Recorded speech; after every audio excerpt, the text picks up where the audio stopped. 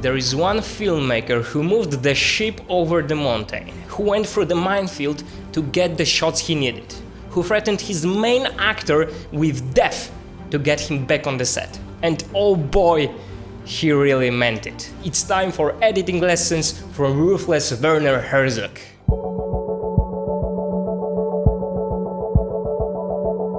Hey, my name is Piotr Stoczyński, you can call me Peter. Cut to the Point channel is all about mastering film editing, about streamlining the editing process so you know what's the point of every cut you make in the story you want to tell. Werner Herzog is the type of filmmaker you never forget once you come across his work. You may recall from the video about the eye trace in fast-paced sequences that the average shot duration for his films in past 20 years is about 21 insane seconds. To be successful holding shots for such a long time, you really need to know your craft. And Herzog is a ruthless filmmaker. What he puts on the screen is sometimes bizarre, sometimes it's weird, but it's always thought-provoking. There are people who hate him and the ones who admire him. And these are, in my opinion, the very reason that make him a great teacher and a great inspiration. I think it's always good to learn from the extreme. It gives you a new perspective, and that's where the progress, learning, and shift in your mindset begins. In the place you question the way you used to think. I am very picky when it comes to buying online video training. I have an engineering background, and that makes me good at analyzing and synthesizing knowledge, and for example, learning software feels natural to me. But what I know I cannot learn myself are the things that come with experience. And you still need to learn on your own experience, make few mistakes down the road, no question about it, but if I have a chance to learn from masters, that's what I do. The content of this video is based on the Masterclass by Werner Herzog. Link in the description. This video is not sponsored, I bought it myself. Let's jump to the most important lessons I've learned from the chapter about the editing.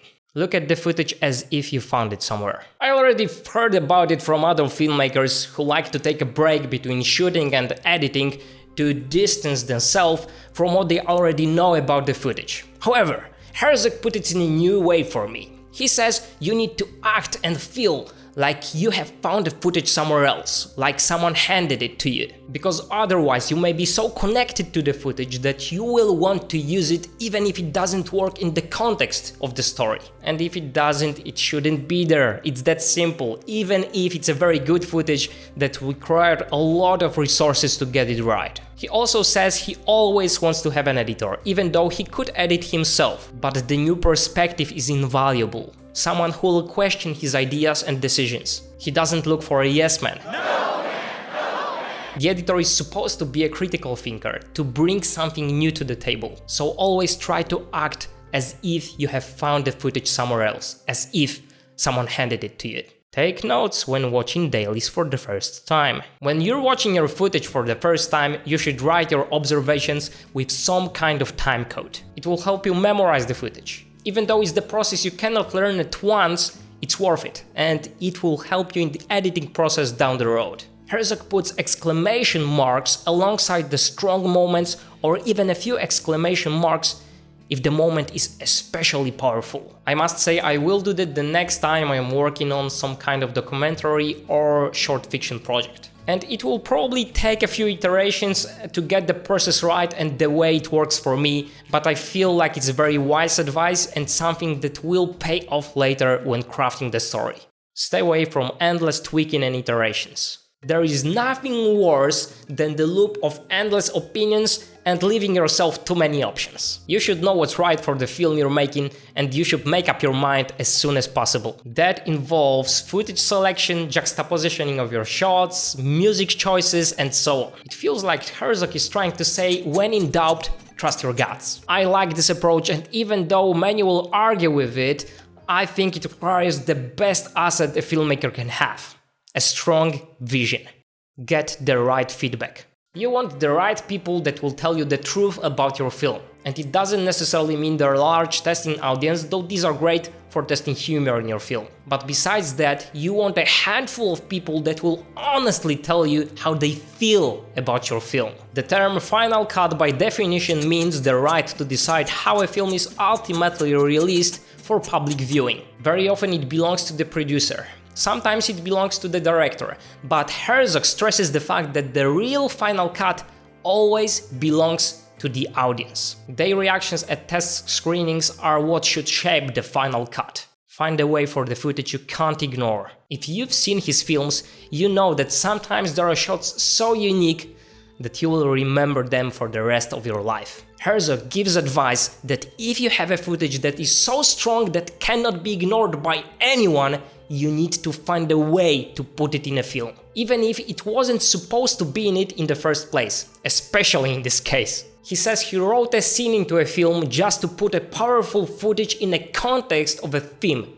And these are things we need to learn and do as filmmakers. For me, that's inspiring.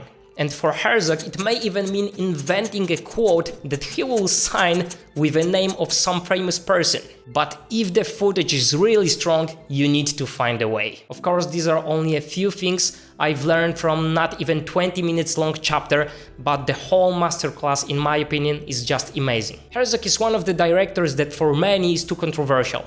But for me, to do the things the way he does, it takes courage. My favorite chapters include the set rules and camera techniques. There are so many great stories he tells you, it makes you excited and proud to be a filmmaker. It was my second masterclass. The first one I watched was about screenwriting by Aaron Sorkin. My wife bought me that one for my birthday last year.